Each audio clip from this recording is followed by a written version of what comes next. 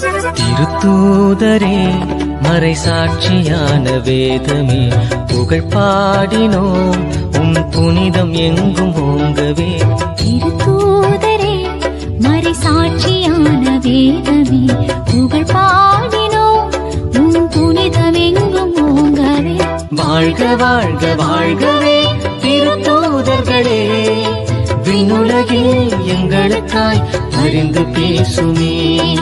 வாழ்க வாழ்க வாழ்கவே திருத்தூதர்களே, விண்ணுலகில் எங்களுக்காய் பரிந்து பேசுமே. திருத்தூதரே மறை சாட்சியான வேதமே புகழ் பாடினோம் உம் புனிதம் எங்கும் ஓங்கவே.